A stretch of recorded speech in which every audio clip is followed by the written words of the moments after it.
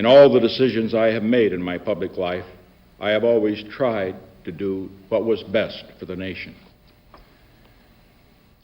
Throughout the long and difficult period of Watergate, I have felt it was my duty to persevere, to make every possible effort to complete the term of office to which you elected me. In the past few days, however, it has become evident to me that I no longer have a strong enough political base in the Congress to justify continuing that effort. As long as there was such a base, I felt strongly that it was necessary to see the constitutional process through to its conclusion, that to do otherwise would be unfaithful to the spirit of that deliberately difficult process and a dangerously destabilizing precedent for the future. But with the disappearance of that base, I now believe that the constitutional purpose has been served, and there is no longer a need for the process to be prolonged. I would have preferred to carry through to the finish, whatever the personal agony it would have involved. And my family unanimously urged me to do so. But the interests of the nation must always come before any personal considerations. From the discussions I have had with congressional and other leaders, I have concluded that because of the Watergate matter, I might not have the support of the Congress that I would consider necessary to back the very difficult decisions and carry out the duties of this office in the way the interests of the nation will require. I have never been a quitter. To leave office before my term is completed is abhorrent to every instinct in my body. But as president, I must put the interests of America first. America needs a full-time president and a full-time Congress, particularly at this time with problems we face at home and abroad. To continue to fight through the months ahead for my personal vindication would almost totally absorb the time and attention of both the President and the Congress in a period when our entire focus should be on the great issues of peace abroad and prosperity without inflation at home. Therefore, I shall resign the presidency effective at noon tomorrow. Vice President Ford will be sworn in as president at that hour in this office. As I recall the high hopes for America with which we began this second term, I feel a great sadness that I will not be here in this office working on your behalf to achieve those hopes in the next 2.5 years. But in turning over direction of the government to Vice President Ford, I know, as I told the nation when I nominated him for that office 10 months ago, that the leadership of America will be in good hands. In passing this office to the Vice President, I also do so with a profound sense of the weight of responsibility that will fall on his shoulders tomorrow, and therefore of the understanding, the patience, the cooperation he will need from all Americans. As he assumes that responsibility, he will deserve the help and the support of all of us.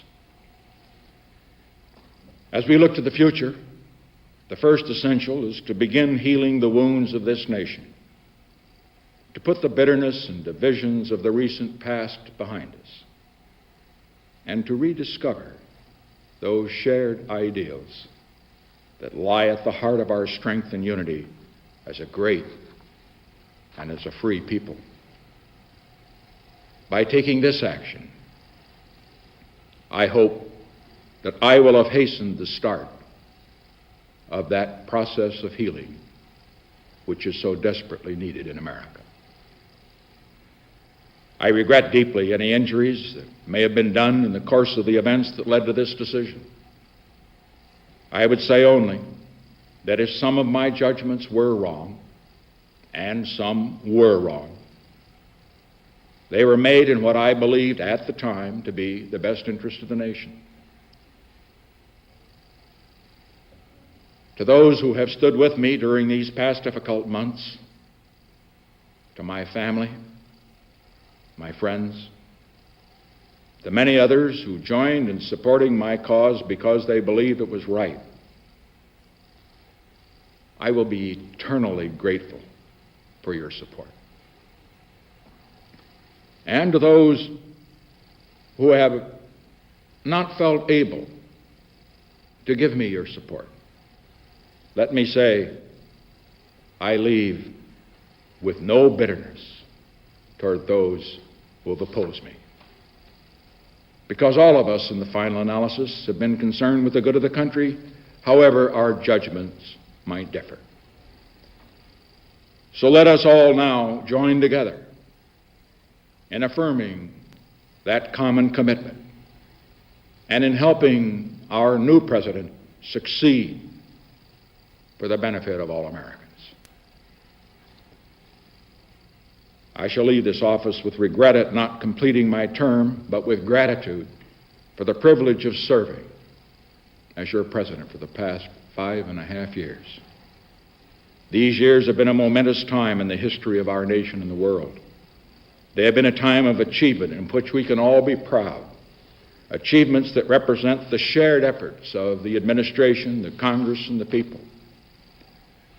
But the challenges ahead are equally great, and they too will require the support and the efforts of the Congress and the people working in cooperation with the new administration. We have ended America's longest war, but in the work of securing a lasting peace in the world, the goals ahead are even more far-reaching and more difficult.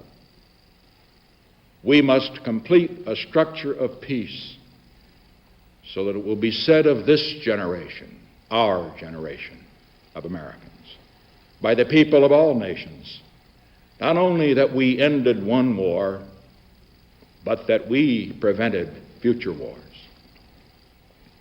We have unlocked the doors that for a quarter of a century stood between the United States and the People's Republic of China.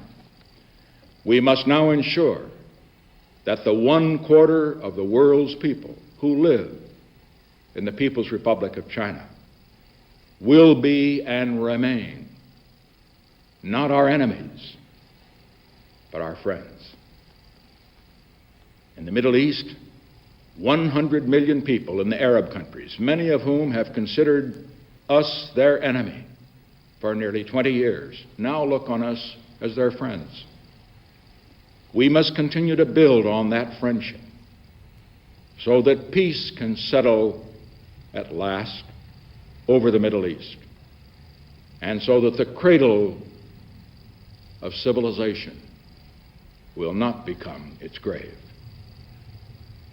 Together with the Soviet Union, we have made the crucial breakthroughs that have begun the process of limiting nuclear arms. But we must set as our goal not just limiting, but reducing and finally destroying these terrible weapons so that they cannot destroy civilization, and so that the threat of nuclear war will no longer hang over the world and the people. We have opened a new relation with the Soviet Union. We must continue to develop and expand that new relationship so that the two strongest nations of the world will live together in cooperation rather than confrontation. Around the world, in Asia, in Africa, in Latin America, in the Middle East, there are millions of people who live in terrible poverty, even starvation. We must keep as our goal turning away from production for war and expanding production for peace, so that people everywhere on this earth can at last look forward in their children's time, if not in our own time, to having the necessities for a decent life.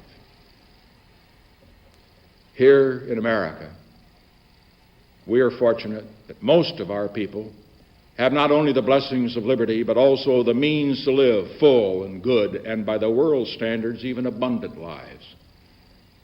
We must press on, however, toward a goal not only of more and better jobs, but of full opportunity for every American. And of what we are striving so hard right now to achieve, prosperity without inflation.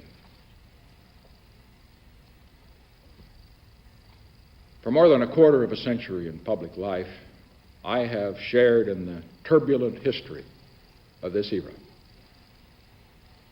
I have fought for what I believed in. I have tried, to the best of my ability, to discharge those duties and meet those responsibilities that were entrusted to me. Sometimes I have succeeded, and sometimes I have failed. But always, I have taken heart from what Theodore Roosevelt once said about the man in the arena whose face is marred by dust and sweat and blood, who strives valiantly, who errs and comes short again and again because there is not effort without error and shortcoming, but who does actually strive to do the deed, who knows the great enthusiasms, the great devotions, who spends himself in a worthy cause, who at the best knows in the end the triumphs of high achievements, and who at the worst, if he fails, at least fails while daring greatly. I pledge to you tonight that as long as I have a breath of life in my body, I shall continue in that spirit. I shall continue to work for the great causes to which I have been dedicated throughout my years as a congressman, a senator, vice president, and president. The cause of peace, not just for America, but among all nations. Prosperity, justice, and opportunity for all of our people.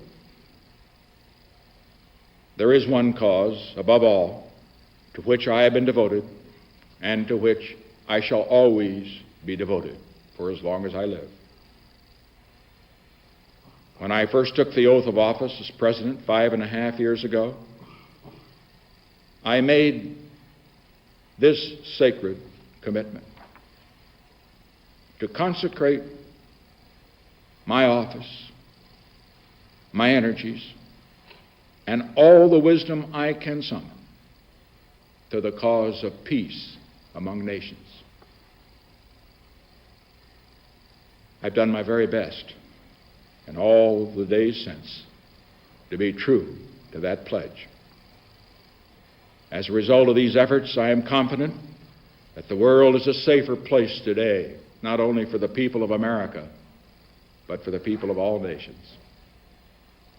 And that all of our children have a better chance than before of living in peace rather than dying in war. This, more than anything, is what I hoped to achieve when I sought the presidency. This, more than anything, is what I hope will be my legacy to you, to our country, as I leave the presidency. To have served in this office is to have felt a very personal sense of kinship with each and every American. In leaving it, I do so with this prayer. May God's grace be with you in all the days ahead.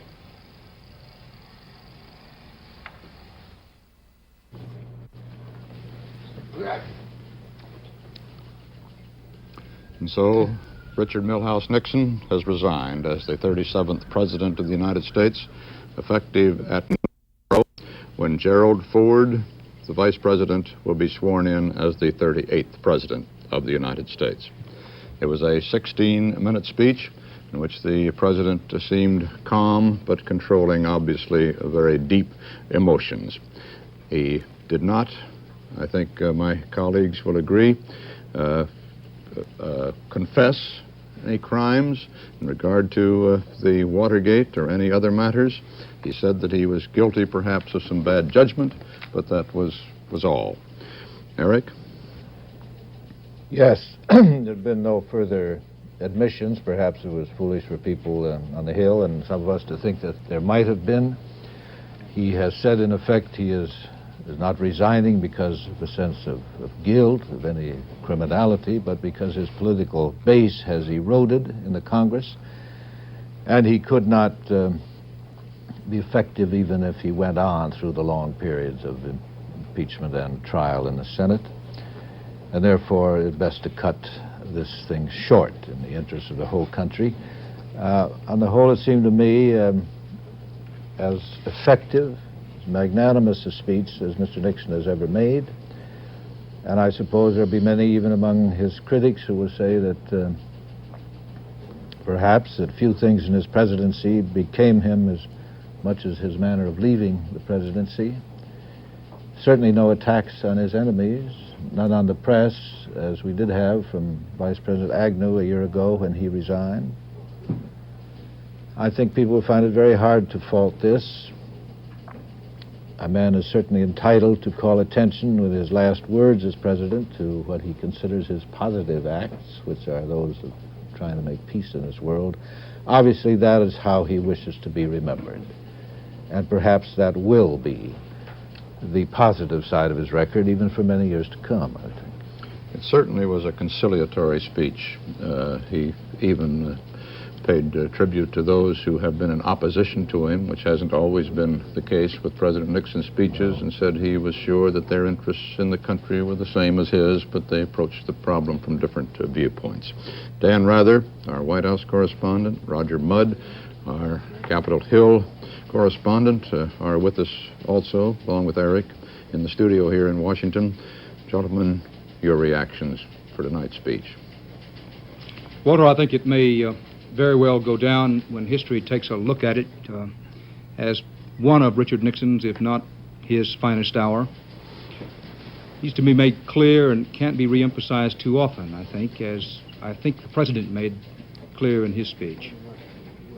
There is no joy in this for anyone tonight. No decent thinking American could take any joy out of this. That sadness is tempered by, for many, with awe for the constitutional process, what we sometimes call the system, which worked magnificently. It was that constitutional process, it was a process of law, which brought us to this moment. The President in his speech made clear that he respects that, he understands that, he has that appreciation and that awe for it.